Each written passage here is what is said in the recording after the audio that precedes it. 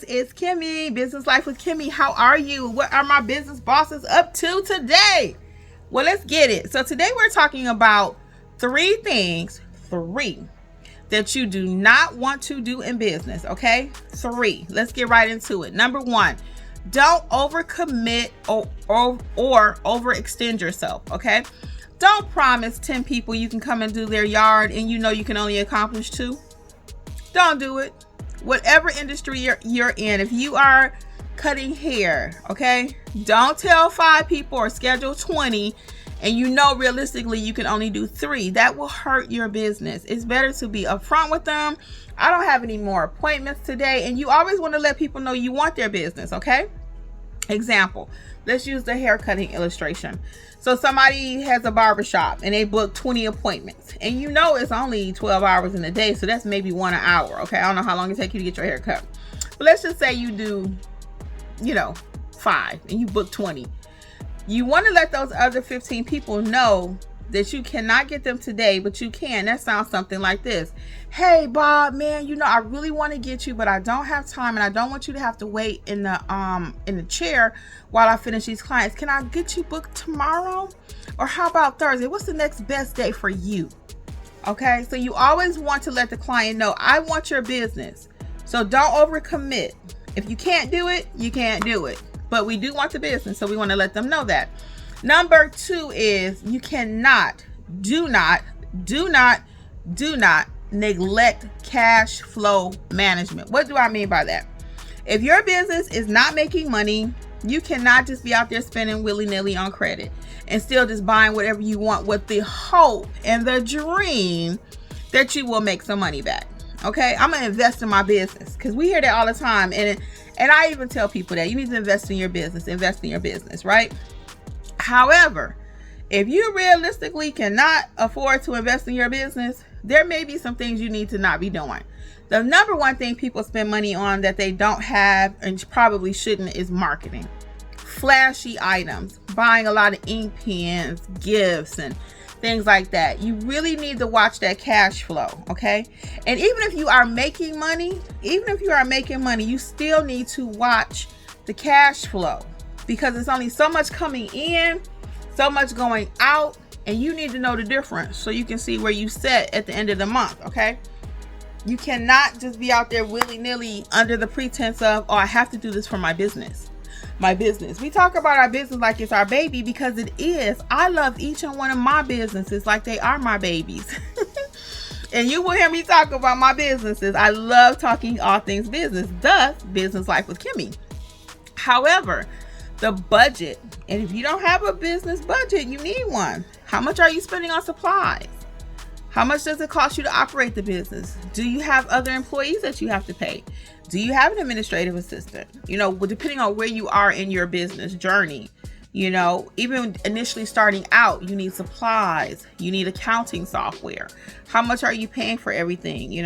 Subscriptions, if you do YouTube, social media, like I have so many subscriptions that I have, and I didn't realize it until tax time. I was like, whoa. And 1 month I looked at my bank statement. I always look at your bank statement every month, because you sign up for stuff and you forget, and you have to go back and say, am I still actually using this? Do I still need this for my business?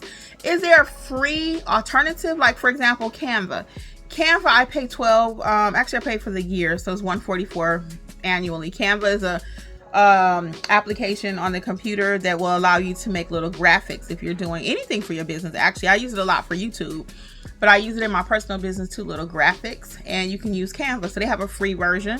Then they have the $12.99 per month, or I think it's $144 for the year.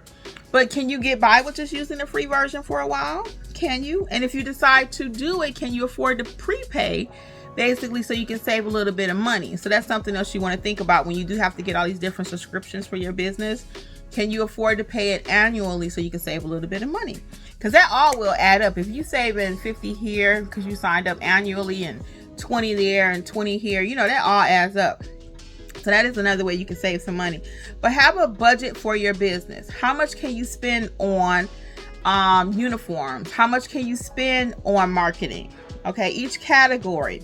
How much am I spending? Because at the end of the day, it still has to math. The math has to math. You cannot, again, under the pretense of, oh, I have a business. I'll write it off on my taxes. I'll write it off here. I'll write it off. No. That's not how it works. It really isn't. At the end of the day, if you have $5 today, you got $5. Now, 6 months from now, when tax time roll around, can you write off some of that? You probably can. Okay, this is not what this video is about. But at the end of the day, you still need to be aware of how much money is coming in, how much money is going out. Okay. And number 3, do not forget about the competition. Do not forget about the competition. Now, I have many businesses and I always teach, don't be worried about what the competition is doing, right? In the sense that you don't want to compete with them. You're not trying to compete with them. So Susie went out and she bought a new Mercedes-Benz or Rolls Royce for her business. Am I going to go out and do the same thing for my business? No, I'm not. I'm not going to just go do that because she did that. However, I want to be aware that Susie exists. She's in the same market that I am. And that if I don't provide excellent service, the right pricing for my client, they will seek out Susie. Okay? So you need to know what the other person is doing. We're not going to focus on them so much that we can't do our own business. But we are going to be aware and not forget that they exist. So do not forget that they exist. And a couple more reasons. Price shopping. How much do they charge? Because knowing what they charge can help you maybe set your prices, especially as you're just starting out. Because there's not normally a price list for each business, each industry, each part of the business, whatever services you provide. So you may have to do a little competitive shopping. And when I say don't forget about the competition too, not just in a bad way, but also don't forget you may be able to partner with your competition. I have had that happen. And in my particular industry, sometimes for certain documents that need to be signed as a notary, I have to find someone to serve as a witness. I may not always have my own witness. So what I will do, and I highly recommend you do this too, is find someone in your industry. Go to Google. I go to Google and just, for example, I'm looking for a barber. Let's put barber near me. And I'll read the ratings. I look at the stars that they have. If they have 5 stars, just like any other client. And I have called other notaries and say, hey, can you serve as a witness for me? So the competition is not always a bad thing. Usually when we hear the word competition, it's like the boogeyman. Ooh, he or she is the competition. No. They can be another advocate for you. They could be on your team.